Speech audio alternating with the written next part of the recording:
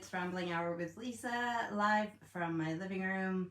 It's season 9, episode 10, and I didn't really have a theme per se for this week, but I thought about wearing this hoodie, and it's a hoodie I bought a few years ago, and I'm not even sure how many times I've worn it, if at all. It kind of is like a real, it's like, I guess not too big, but, and I don't really go anywhere, so I bought this hoodie because I liked it online, and Aurora has adopted it, which is fine with me. She's adopted lots of my hoodies. They have 3 wardrobes in the room, so it's like 3 closets, basically 3 wardrobes in the room, and that was fine when there's 3 girls in the room, but then when Allison moved to a different room, there was an empty wardrobe, so I put mine and Steve's coats and jackets and hoodies and stuff in that wardrobe, and Aurora tends to go through it like it's part of her wardrobe, so she adopts my hoodies and stuff. So I thought I would wear this one for the live, and because of the theme on it, because of what it says on it, I thought I'd go a little bit with the theme. So I know it's backwards, but it says, "And into the forest I go, to lose my mind and find my soul." And yeah, I really liked that. Let me back up a little if I can to get it all in shot. And so then I thought, well, I have this, it's sort of like, I think it was sold with, yeah, it was sold with Christmas stuff, because it came with a pillow that has a reindeer on it, but it's still wintry, like, you know, just evergreen trees. And then this was sold as a kid's blanket, but I wanted it, I liked it too much, but it isn't really Christmassy, it's more woodland in nature. So I thought that would go with it, and it's got a nice fluffy underside. So yeah, I kind of done a woodland nature, like forest theme, and I put this plant, it was on the table, it was too close, and so I just put it on the couch beside me. Silly, but you know. So and I also, okay, so I've been doing a lot of cleaning this week, and I want to start wearing hats more, but like I said, I don't go anywhere, so I might start wearing some hats for my lives, even though I'm indoors. Hi Mom, hi Melody. So I'm catching up on the things that I couldn't do over Christmas because I was sick. So before Christmas, me and Steve got new dressers in our room, and we got rid of one of the old ones that was like tall, and so we got, like, he had a long one with 6 drawers in it. I had a tall one with 3 long drawers and then 2 small drawers. Is that 3, 4, or no, 4 long drawers and 2 small drawers. So it equaled about 5 drawers, whereas he had 6. So I needed more space. So, but then when we went to IKEA to buy the matching one to match his long one, they don't do that color anymore. So we bought 2 new ones that matched and put those all along the wall by his side of the bed. So then they match.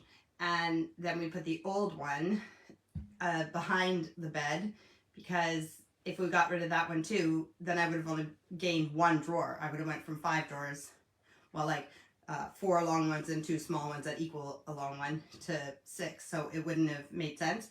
So anyways, finally putting everything away and getting things organized in our room, I was able to take some stuff out of the wardrobe and realign my shelves where our hats are and everything, so I can see them better. So I would like to wear my hats more, and now that I can see them, I can choose which ones, like even baseball caps, like just different, there's like so many different styles of hats and stuff in there, even what we call toques or bubble hats, beanies, yeah, just I have quite a few, and it's like any of my stuff, use it or lose it. So that's why I want to wear some of the different things.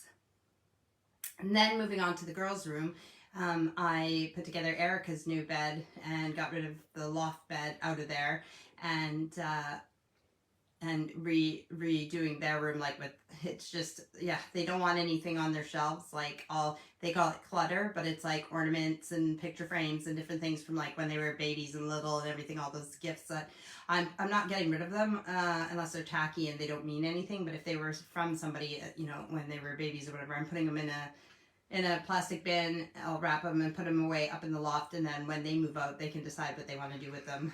But they might want, because like Erica has snow globes and she doesn't want them in her room anymore, but one of them is like really nice white, like polar bear one, and I'm like, but see, this is the thing, when you move out and you have your own space and you have more room, you might want to put this out at Christmas time, whereas right now it just doesn't match anything in your room or whatever. So I'll put them away for you, and then you can decide what you want to do with them when you're older. So yeah, they want more of a clutter-free room. They think that's what makes it messy, but the thing that actually makes the room the messiest is the fact that they have so much clothes. And well, it's not even that they have so much, it's that they don't put it away, and it's always a mess in the room with clothes. So even when they get their clean clothes brought up, well, they bring it up, but it's in like the big blue IKEA bags that you can get at IKEA. We use those for laundry, so they'll bring it down with dirty laundry, and once the laundry's clean, I'll put it in an IKEA bag to bring it upstairs. It's with the big long yellow handles, it's really easy to lug up the stairs, but they don't put their clothes away. They just dig through the bags and it goes everywhere. Uh-oh, where did you go? Melody says, am I back? Did I freeze? Can you guys hear me? Is everything good? Tell me you can hear me. Anybody? Somebody? Nobody? Melody says I'm back. Hopefully I didn't go. Oh, as Samantha says, all good. So, speaking of Samantha, so this week sorry, my watch, it keeps getting wet underneath my watch, and then it gets all like eczema and sweaty and sore and stuff. And if I have my watch too tight, then it gets like that. But if I don't put it tight, then it's loose, and I don't know if it works as good. So anyways, this week I have been cleaning and organizing and did grocery shopping, and I did I had a dentist appointment, so I got some fillings filled. I was able to see Samantha and her kids this weekend. Me and Steve went over. Erica had a sleepover, so that was really nice. And yeah, it's been a busy week just getting things, like I said, getting everything done that I couldn't do during Christmas when I was sick.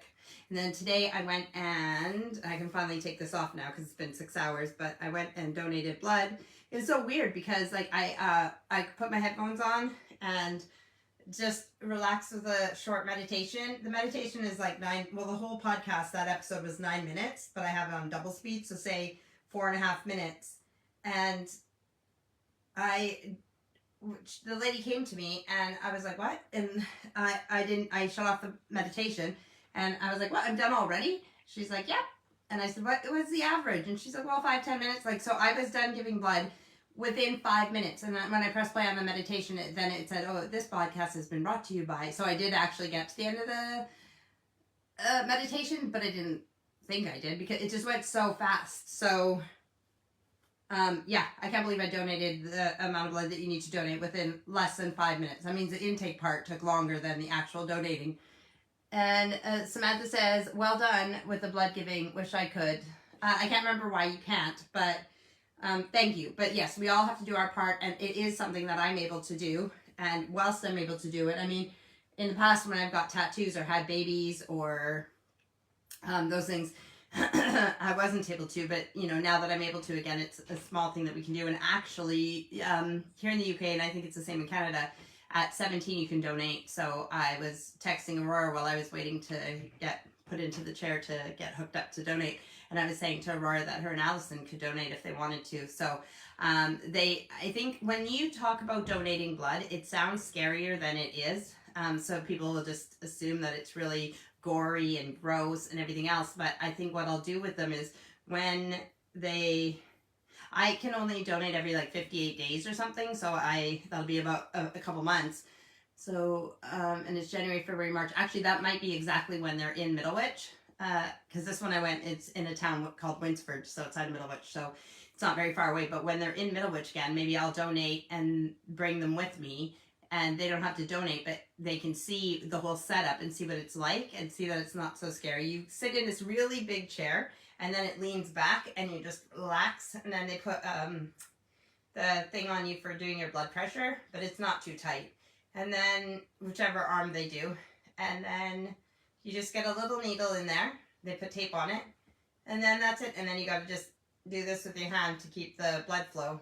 And like I said, I had my headphones on, doing a little meditation. And like I said, less than 5 minutes and I was done. It was crazy quick this time. So it's a small thing that I can do to change people's lives for the better. So I am A positive for my blood type. So yes, I'm not going to like do a big post about, well, I mean, I could always post about donating blood and doing your part, but I'm not going to be like, hey, look at me, I donated blood again, I'm so great. But it is an important thing, and it's great to see all the people there too that are donating and doing their part. I have not donated. I guess you can do like is it plasma or platelets that you can donate? I haven't done that. I guess that's a bigger thing to do. Cheers.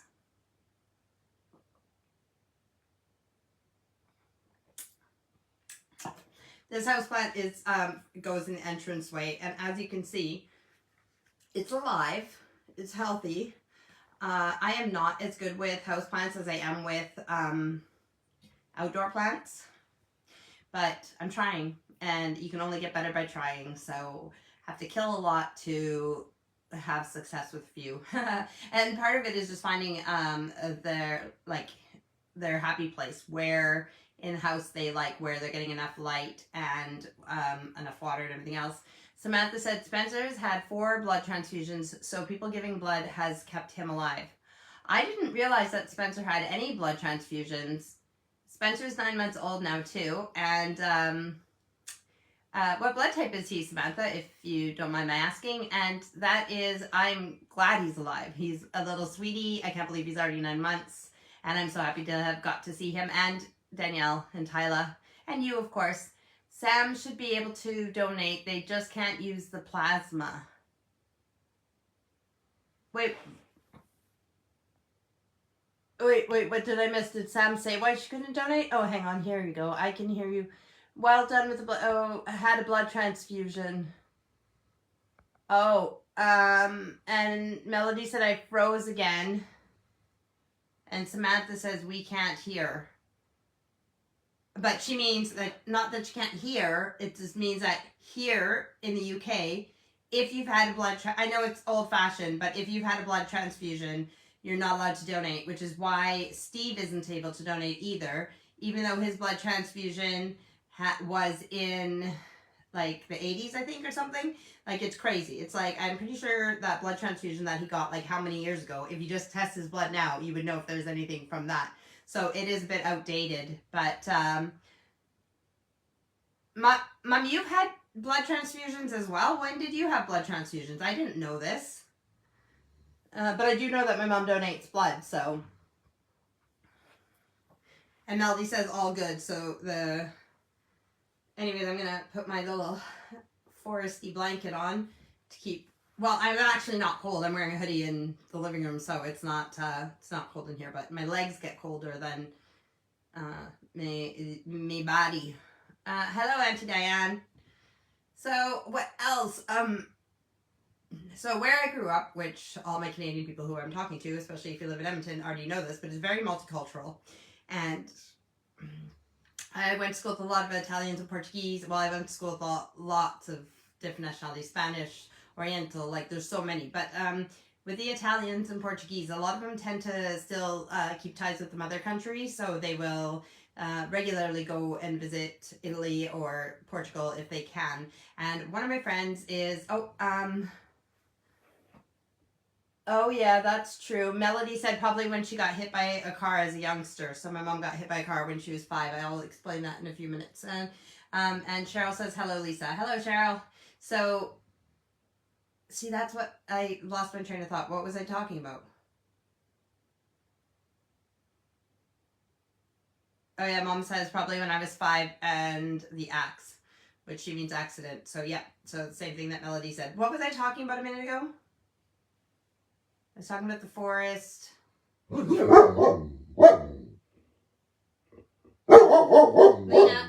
good girl. Good girl. Thank you. Steve's leaving for cards now, so Lena hears something in the entranceway. Lena, stop. Sorry. Yeah, there's somebody at the front door. That's just Steve. Lena, good girl. Good girl. Thank you. Lena, stop. No. Give me 1 second. Are you done? No. Good girl. Stop.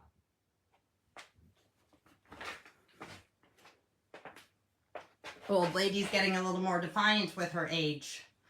Oh yeah, Italy and Portugal. Okay, so I have a friend who is going to live in Portugal. I mean, in Italy for 3 months, and I was like, that's so awesome. I wonder, because I remember my a family friend that we had that from Germany, and when he was in Canada, he was saying how like in Canada we might, I mean, say if you're in Edmonton, you might say let's go to Calgary for the weekend or something, but for them they'll be like, in Germany be like, oh, let's go to Italy for the night, and it's like because they're so close. And so I was thinking like, oh, I wonder how much it is to fly from here to Italy, because I've never been. And the flights are quite cheap and affordable. So I messaged her and said, let me know when you're here, and maybe I'll come out and see you, because I've never been to Italy and the flights are reasonable, so blah, blah, blah. So she's going to be there end of January for 3 months, so I'm excited about that. So I might go visit her in Italy, and maybe Steve will come with me. Maybe he won't. I don't know. But that's exciting to just, yeah, why not? I'm an adult. I could just do that. I could just go on a plane and go somewhere. So that's exciting. And yeah, it's just been a busy week with getting stuff done, just checking the to-do list off and trying to get life in order. So, and yes, I'm not, like, again, I'm not 100%, but I would say that I'm about 94% better with the sickness. Down with the sickness. So, right, okay, so my mom's accident. So my mom and her sister, who's almost 2 years older than her, or yeah, 2 years older than her, they were 5 and 7, and they were walking down the country road from their farm to the next farm to collect eggs, and a drunk driver, I believe it was a truck, but correct me if I'm wrong, Mom. I know you might not remember, but it was a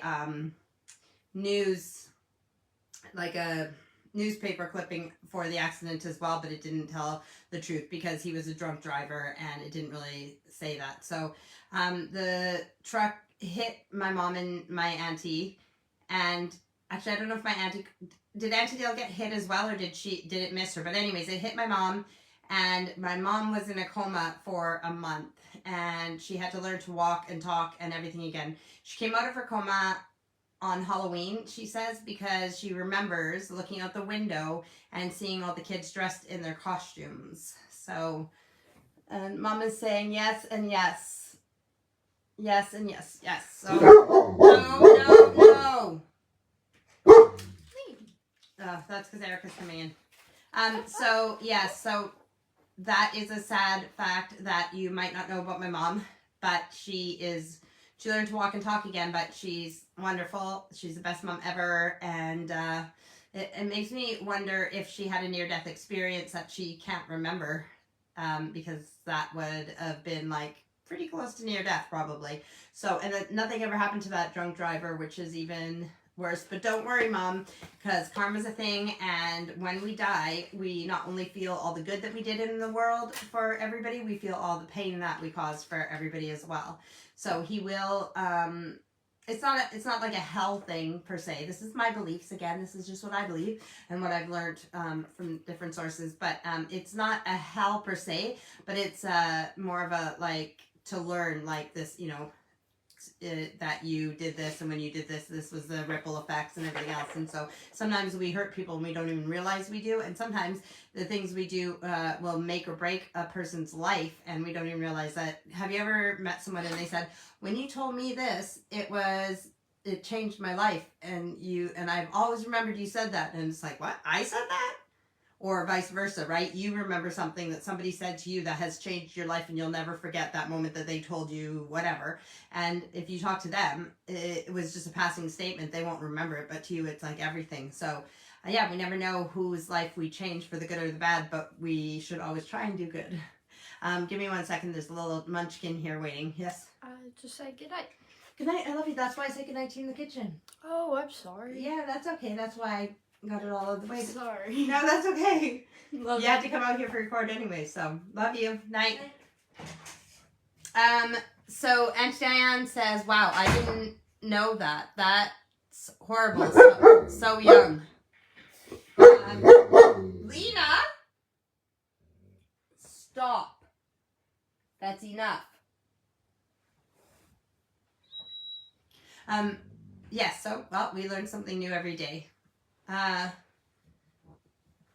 What else do we want to talk about? Why I have a houseplant on the couch.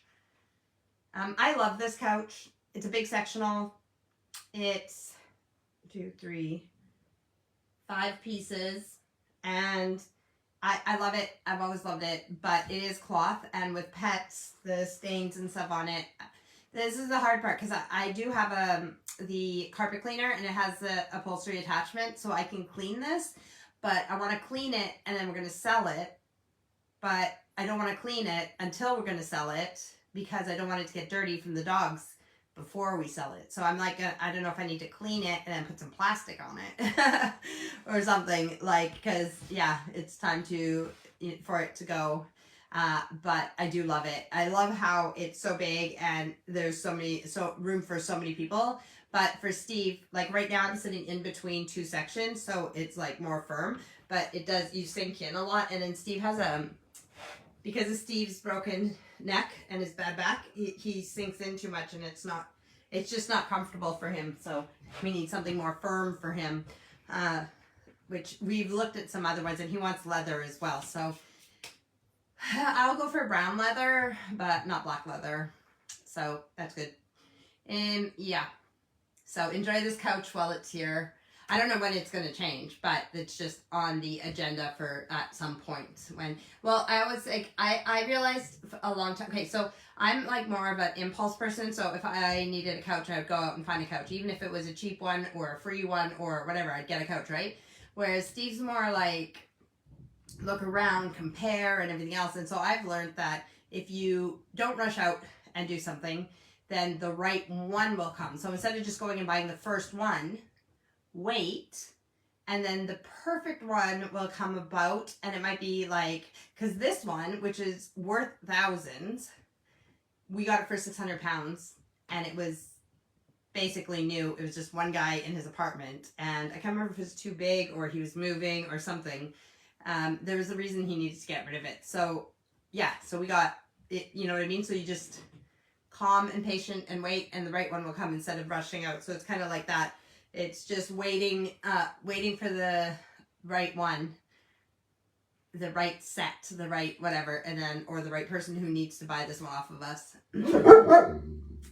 Oh my goodness. Lena's gonna drive me insane today. There's something else in the entranceway. Like, the kids are allowed to come down the stairs and go into the kitchen and stuff. Lena! Enough. She's 9. She'll be 10 in August. No, she's 10. She'll be 11 in August. What else do you guys want to talk about? I still have to do my workout after I'm done this. Auntie Dan says, hi, Tammy. And did Tammy say hi? No, but it said Tammy is watching, so... Sometimes I don't say hi when it says somebody's watching because I don't know if they've just clicked and like we're only watching for a second or not. So unless they say something, I don't say hi. But if you're watching, Tammy, hi. And hi to everybody who's watching now live, or if you're watching later, catching up on the interesting life of Lisa and her family. So interesting.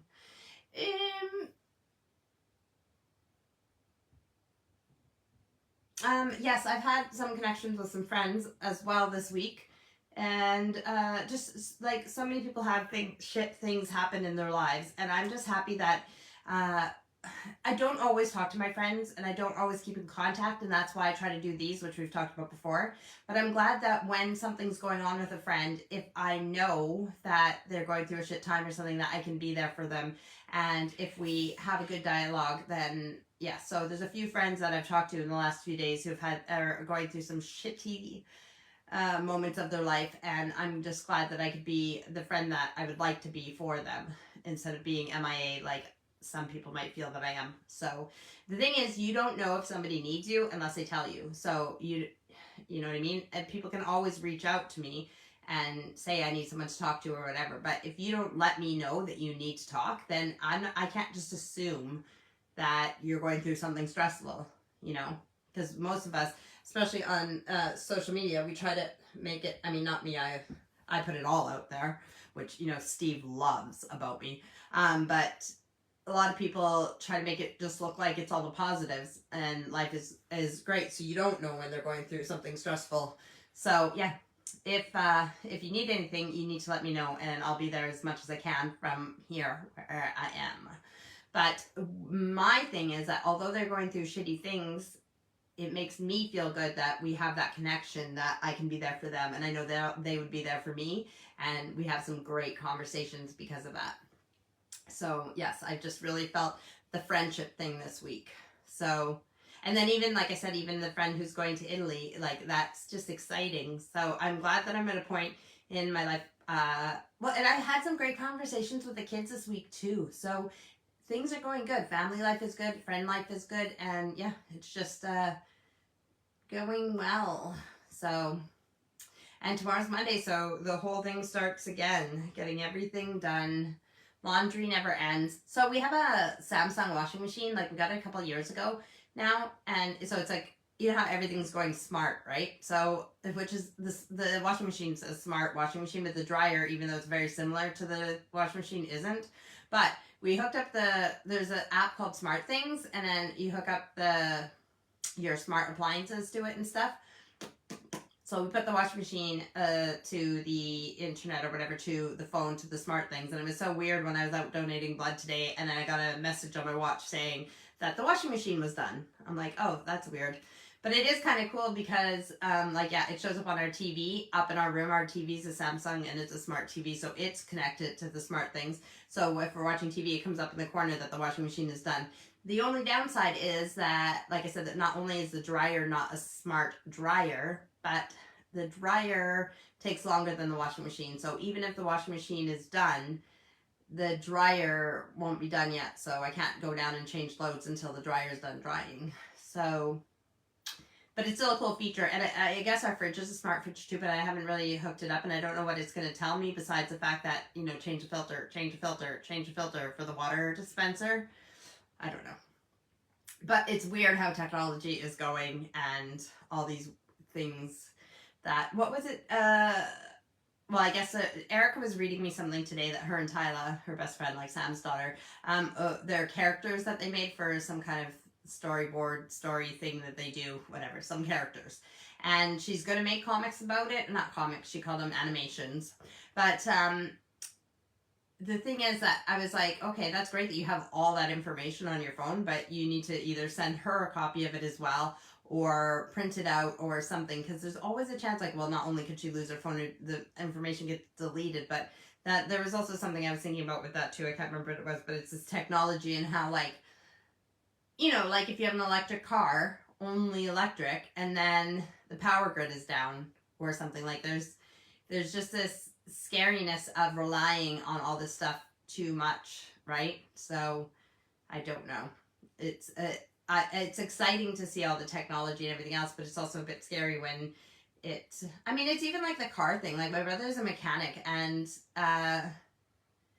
well, he's a heavy duty mechanic now in a gold mine, so he works on big machinery and everything else, but it's just like, the more computerized that vehicles get and everything, it's not just as easy as going to the mechanics. It's something that, you know, needs to be diagnosed by a technician, like a computer, you know, person. So it's, yeah, there's so many cool, great things with technology, but there's so many, I don't know. I brought the stereo back into so let's go old school, and I brought the stereo back into the living room, because it was out in the guest house, like caravan for the kids when they had friends over and stuff. But I brought it back into the living room because I miss when I lived in Canada, I had a big stereo in my living room. Like, again, talk about old school. Like, I mean, like, where you have the amplifier, and then you have the separate, like, tape deck, and like a separate CD player, and like all like the stereo and big speakers. And I have the speakers here, but I can't hook them up to that, because that stereo has like where the speakers clip in, whereas those speakers are like the wires where you can put them.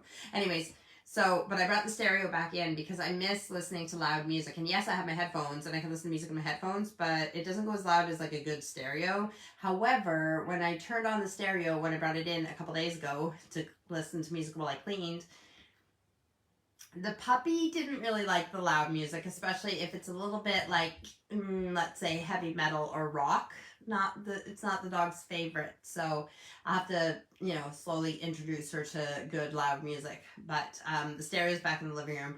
What did trying to remember what the comments were. I remember Thomas saying something sarcastic and then Steve saying something sarcastic as well. I think Thomas's might have had to do with the same thing, like going back in time, or something like old school, whatever. But the thing is, like, I won't say her name, but I'll call her Echo, like the smart speakers that people have. They do play it loud, but not loud like a stereo. So yeah, that's something I did this week too, but and I'm staring at it right now, so because it's across the room. And less than 2 months, no, not less than 2 months, just in January, February, March, so just over 2 months, and we will be grandparents. That's very exciting. We do not know if it's a boy or a girl. And what else? I'll have a drink and you tell me something you guys want to talk about, if you have any topics that we want to talk about.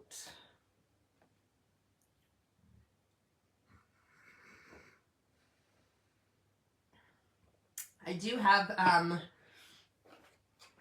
my topics if we can't think of anything, and I do have my book. So if we want to, and I was listening to a podcast like I always do, and it was telling me some things and it made me think of the question that I wanted to do this week. So for those of you who don't know, I'm into end of life planning and all that stuff. So not only your funeral, but also if something was to happen, how you want your end of your life to go, not being on life support, or only being on life support for so long, or only doing the things that can help you to, depending on your quality of life, blah, blah, blah, all those things. So the first, the dog keeps farting.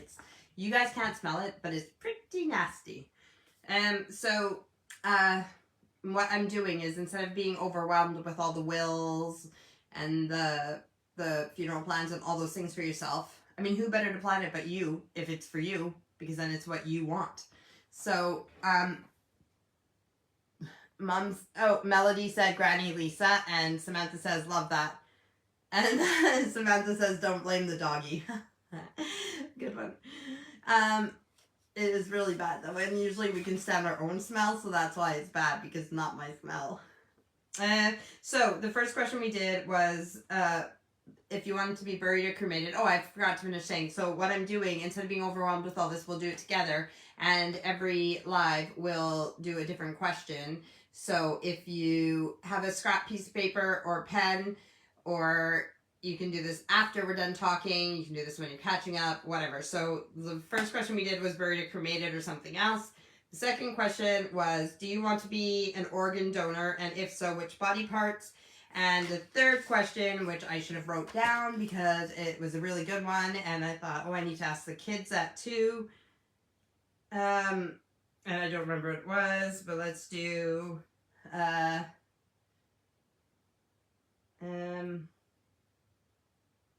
okay, I want you to think about this, and somebody I know is going through this right now.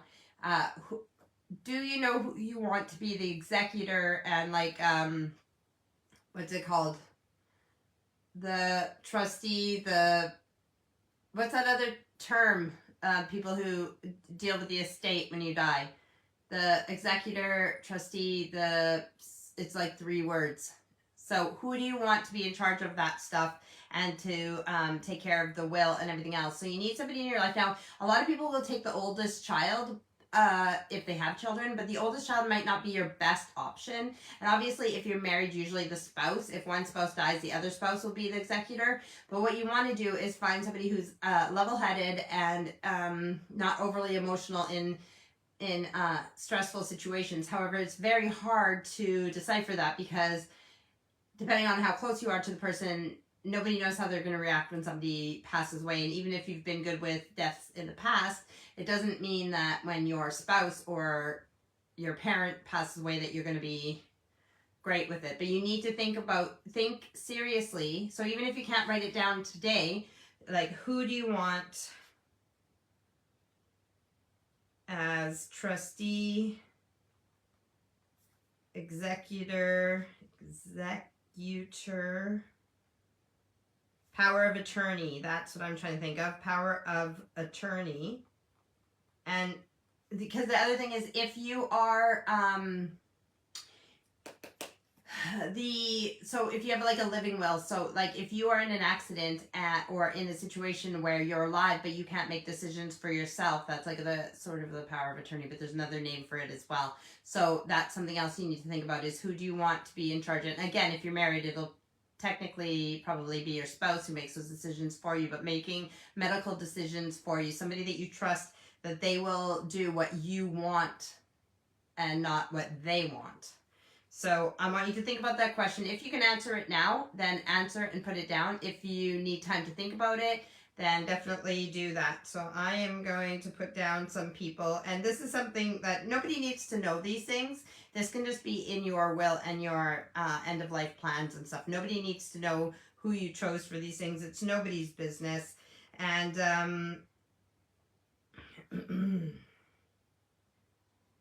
okay. Yep. All right, so I have 3 that I wrote down, like first choice, second choice, third choice, just in case somebody, because if your first choice dies before you do, then they can't be your executor.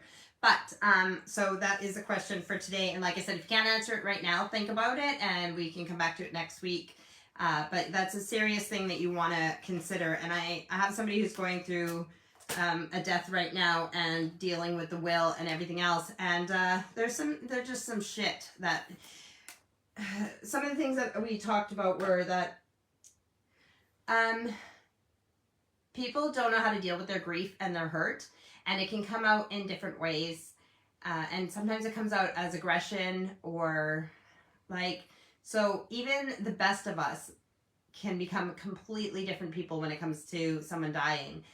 And you don't know how people are going to react. So contesting a will, arguing with family, like there's just so much bullshit that can happen. And in this person's situation, the other family members are not happy with what's stated in the will. Well, guess what? That will, and that's what I said to her about like my mom and Steve's parents, is that we know that their wills were written. We don't know what the wills say per se, because that's their business, but we know that their wills were written when they are of sound mind and it's what they want. So this person's that they're dealing with, the will is what the person who passed away wanted. So it's not what the executor wants. It's not anything to do with the executor. That person just has to fulfill what the will says. And then obviously there's the lawyers. And some of the family members are trying to intimidate this person and make them feel like shit because of what's in the will. And that's not fair, but they're just deferring them to the lawyers. And I said, that's what you got to do, because it is a legal matter. So this isn't what, again, this isn't what they're wanting, the executor. This is what the person who's passed away, this is their wishes. So if I want to leave £1 to each child and give the rest of my money to dog shelter, that is my business, that is my money, and that is my decision. So don't be an asshole when someone dies. Don't expect anything from someone when they die, no matter how much they're worth. And don't challenge the executor or like the power of attorney as if they're the ones who wrote the will. So, that's what I was going to say. With my mom and Steve's parents, we know that they were of sound mind when they wrote their wills, and we know that they were not influenced by anybody. They did, you know what I mean? They did their wills themselves with their lawyers, and whatever the wills say is what will be. And I love that when my dad passed away, that my family was so good. They did everything that needed to be done. They worked together. It was mostly my sisters and my brother and my Auntie Joan and my mom. And that everybody, but they tried to take the burden off of my mom because she just lost her husband. But they worked together. They did what they needed to do. And I didn't get to do a lot because I live over here and I only went back for a week. But I just have this love in my heart to see how when my dad passed away that we worked together, we did what needed to be done. There was no bickering, there was no fighting, and there's no contesting anything. And we just wanted my mom to be happy and taken care of. And yeah, it was brilliant to see because like I said, I can see how even some of the best people act in certain ways when someone dies that you wouldn't think. Some of it is just greed. Money can make us greedy and feeling entitled, there's so many emotions, and especially with the hurt and the grief and not knowing how to deal with that it comes out in different ways, like I said. So I was talking to this person about how I have dreams sometimes now with my dad where I'm really mean to him. Like I've pushed him, like physically I'm mean to him in my dreams, or I shout at him, and I treat him in my dreams a way that I would never, ever, ever treat him like that in real life.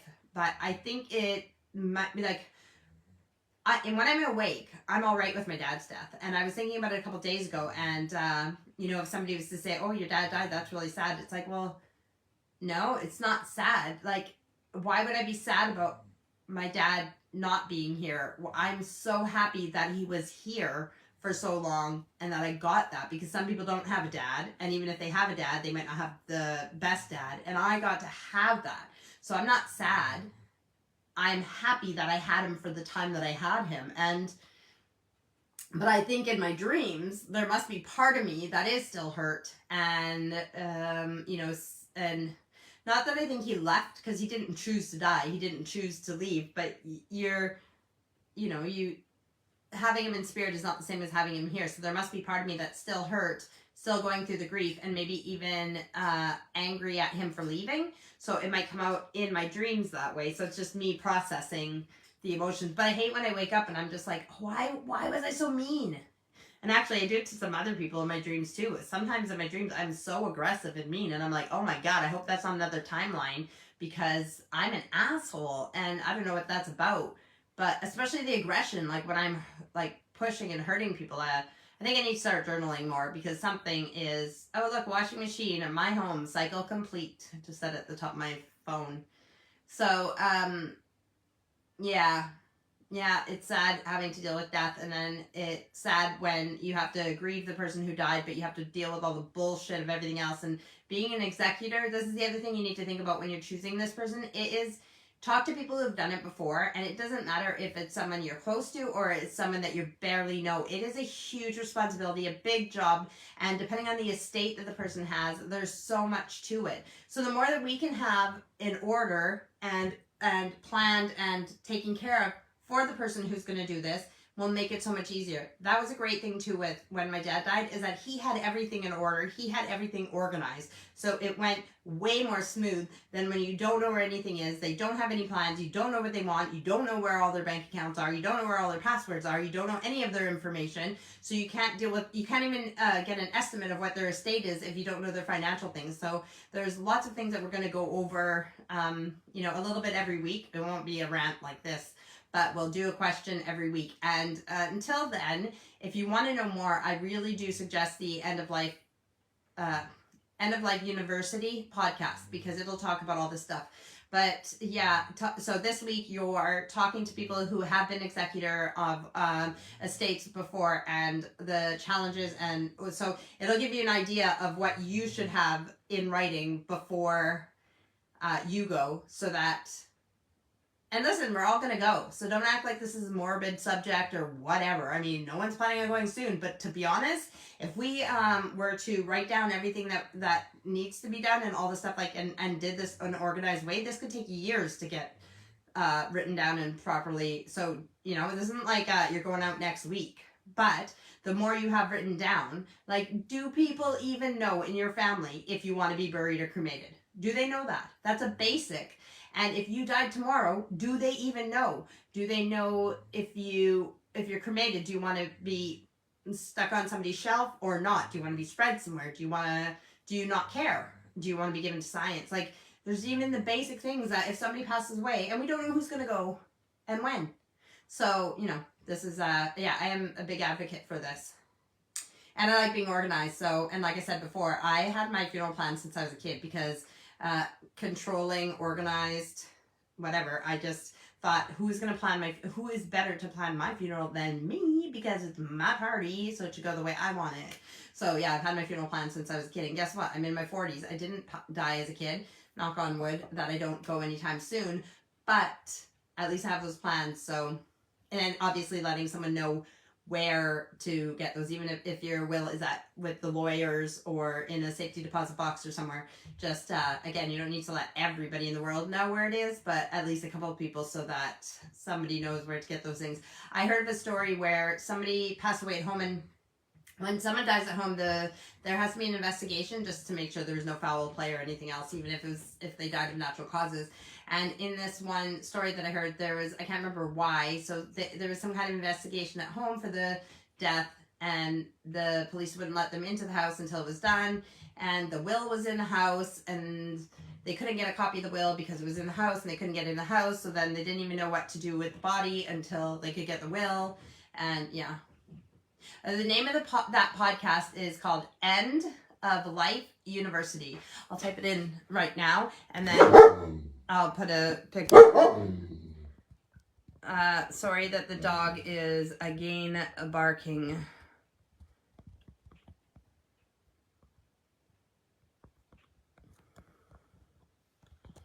There you go. End of Life University podcast.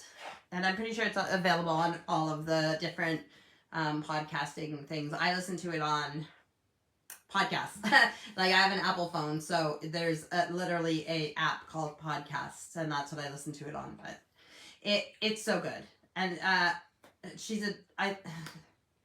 End of Life University is Dr. Karen Wyatt, is it? Yeah, I think she's a doctor as well. And then working in palliative care and all this. She has different people on, and you learn like so much about so many things. And like I've said last week, it is not just about like what we're talking about now with like end of life, the will, all that stuff. This is talking about even if you aren't the one dying, but you have to take care of people who are dying, our elderly parents.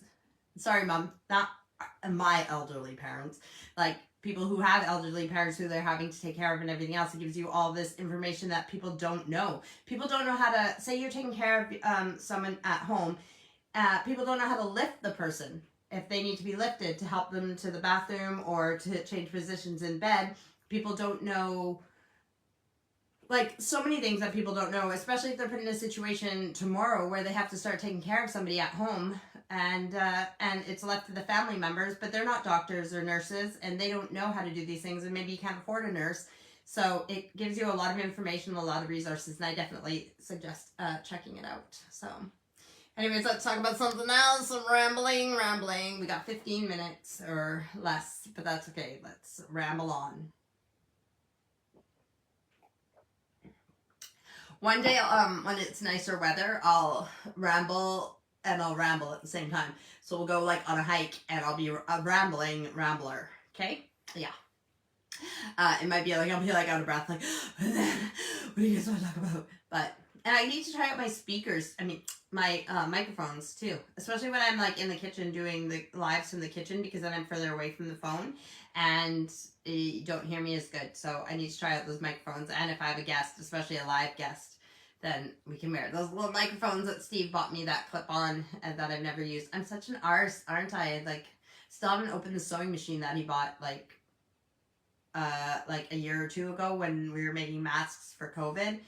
And I was borrowing Owen's little sewing machine. It was just this tiny one, and it broke. And so Steve bought a good one, and I still haven't even taken it out of the box because I'm an asshole.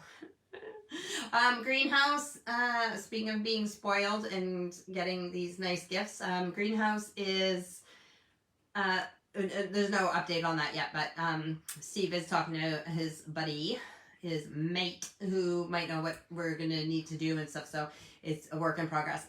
Speaking of Steven, it is his and Samantha's oldest, Tyla's, birthday on the 26th, so Tyla will be 15 and Steve will be 59. So I need to do something for Steve's birthday. Oh, yeah, well, that's exactly the Aunt Diane said, I'll check it out with the podcast. And then Aunt Diane said, I need ideas for birthday gifts. My friend is turning 60. Any ideas? And Mom says, gotta run. Love you. Love you too, Mom.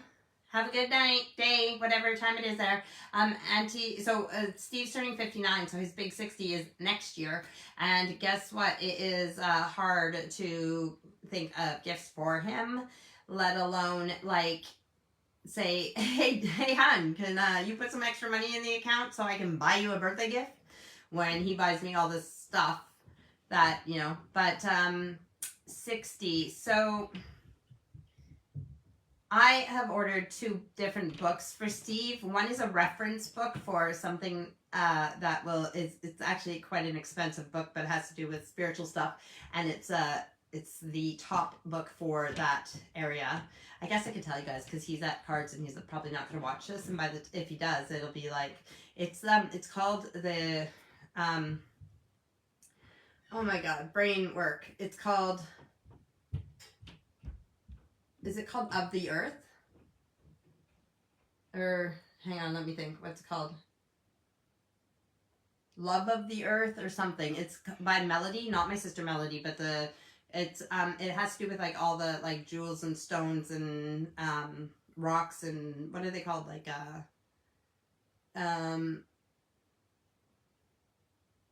crystals. Yeah, that's like all those things. So when you get them, it's like it's a reference one, and it's like the most intricate one. So when you listen to any spiritual podcast and they talk about a reference guide to all the different crystals and stones and everything, this is the one that they recommend.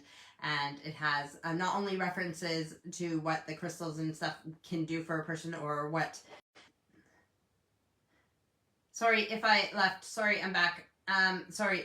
Yeah, so it not only what the stones do or what they are good for and stuff like that, but it also has been references to like testing that they've done with them and stuff like that. So I guess it's like the best book, but it can be quite expensive, this book. So I bought a used copy, and that's one of his gifts. And then the other one is a book.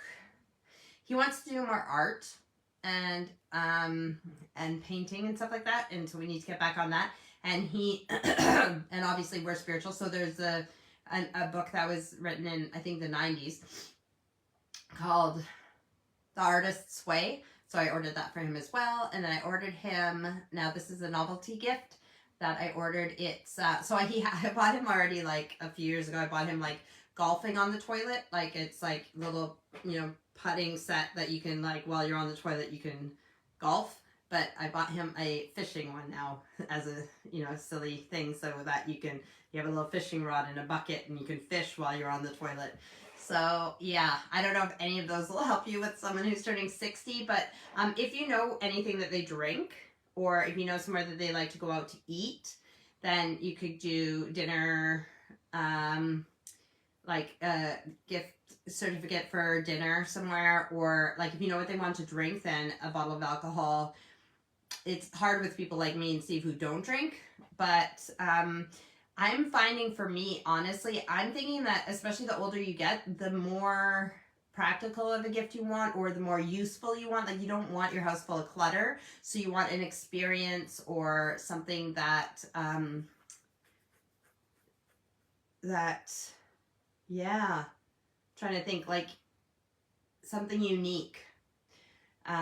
If you know that they like something like tickets to a play or to a comedian or something like that, depending on how expensive it is, just some kind of night out or something. I know the dinner theater you guys have in Canada is great. I've always enjoyed the dinner theater, so you get a play and dinner. So yes, is it a man or a woman that's turning 60? Again, it's so personal, and it's so hard. Steve's really good at doing gifts, but it's tough. I'm not opposed to giving gift cards, but I try to do them in the thing that, like I get gift cards for garden centers, and which is nice. And then also, oh yes, I do remember your friend Donna. So her, yeah, you know what you could do is you could do like what about a spa weekend for both of you? So it is a gift to her, but part of it is like you guys going to a spa weekend, like a girls' weekend, where you guys get away, even if it's for one, not even an overnight one, but just a day at a spa. Like I've never done a spa, but I've seen Samantha gone to a spa, and we just did with Amy that she went for a pregnancy massage for a Christmas gift that was what we gave her. Oh, I just had a heart attack inside because I just thought, oh my God, I just told everyone that Amy's pregnant, but I forgot that I've already like snuck it into these.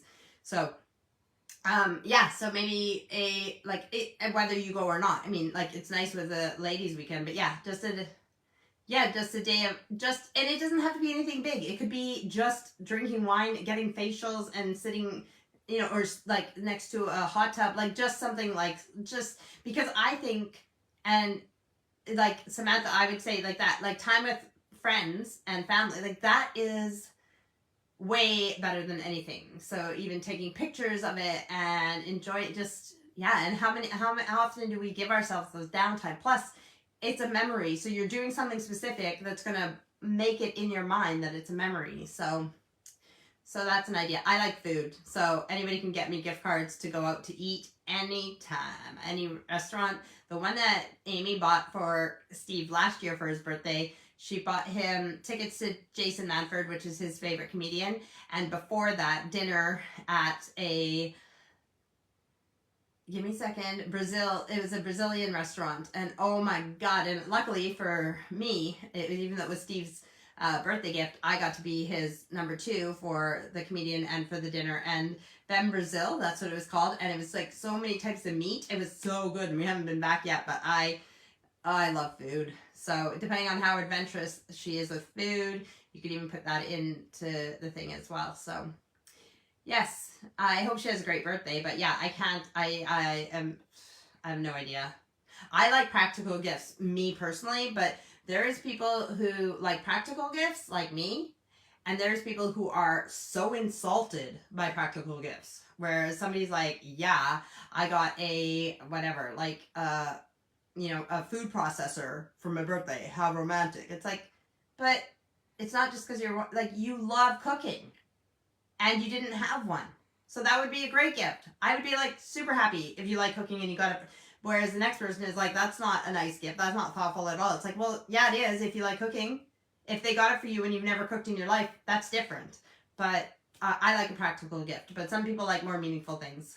Melody says, I love practical gifts. Yeah, because I think part of that is when you grow up, we grew up middle class, so don't get me wrong, but my parents were responsible with their money, so we didn't just get everything we wanted.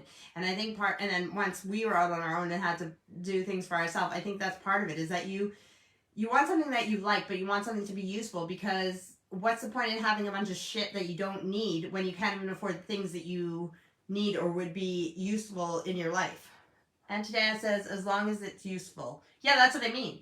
But it's the same thing with, so when I buy gifts for the girls, if they have a birthday party, I've said this before on here, but if the girls have a friend's birthday or something, in the gifts, I usually do something small that's like meaningful, like a little plaque that's about friends, or, if it was for my sister, like maybe a sister thing, something that's like a keepsake. But I try to make them small now because people don't want their house full of crap. So something that's a keepsake, I usually try to put something food-wise in there. So food or drink. So then it's nice that they get to get rid of it. And I love giving blankets, because everybody loves their own blankets, and towels.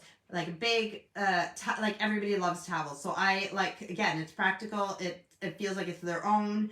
And so I try to include, like I said, food or drink, practical, and then something keepsakey and sweets that, So, Melody loves candles. Wait, hang on, I'm missing. Okay, so practical gifts, as long as it's useful, not a dust collector. Exactly. Tina gave me some toilet paper for Christmas, laugh out loud. Hey, listen, there's nothing more useful than that. We know what it was like a few years ago when some people were almost out of it, and yeah. You can't, that's what I thought about wrapping that up for the kids too. They don't understand how much that stuff can cost. Among other things, she said. And Melody said, I love candles. That's useful for sure. Yeah, toilet paper like I said, it's expensive and it's useful. Yeah. And I wouldn't want to live without it. It'd be like the hand or a sponge on a stick. Like in the Roman era. Let's not talk about that anymore. Let's just be grateful for toilet paper. I will be happy if you give me toilet paper. Auntie Dan says Charmin. Well, I buy the stuff from like you guys Walmart, but here it was Asda, but now it's been sold. But anyways, it's like still the same stuff that I buy. It's called Shades is the brand, but it's like even when I lived in Canada, the Walmart brand was like soft enough, but practically priced, and can't afford a bidet. I know Costco. Costco. I don't know what the toilet paper's like, but I also need like you really need to watch Costco prices because some things,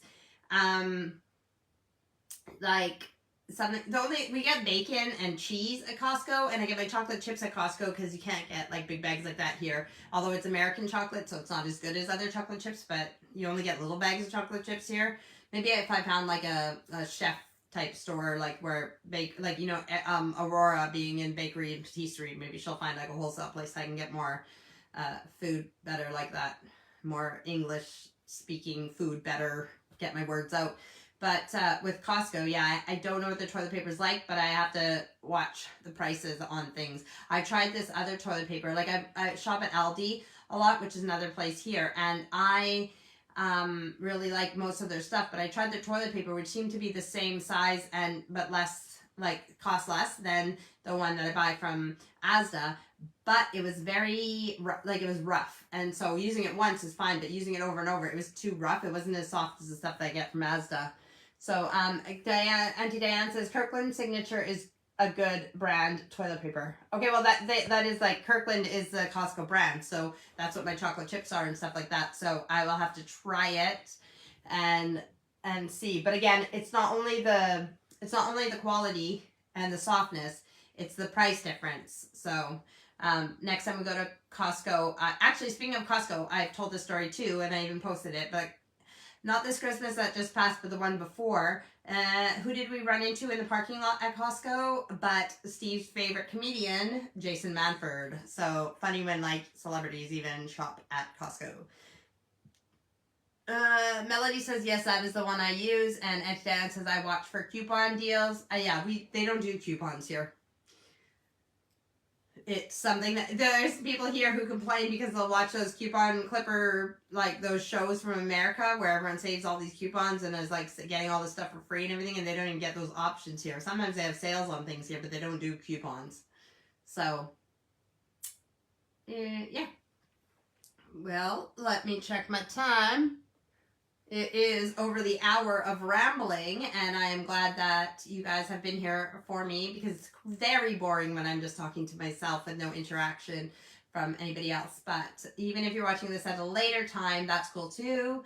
And I watch my views. Okay, so I'm not on social media to be like looking for views from bots or strangers that don't give a crap. If what I say relates, like you can relate to it or you find it interesting, that's great. But it does make me feel good when I see the viewers, like the viewing figures. I'm like, wow, how do they, I don't know how they count views, but it's nice to see it when it goes up because it makes me feel like the stuff I spout out of this gob is worth something to somebody. So I am happy to see you guys again. And Melody says, great to see you. And Auntie Diane put a little kitty cat that's waving. So I love you guys. I will see you next week. And I don't know if I'll have a guest or if I'll have a theme or anything like that. Auntie Diane says, have a great night. I love you guys. Bye.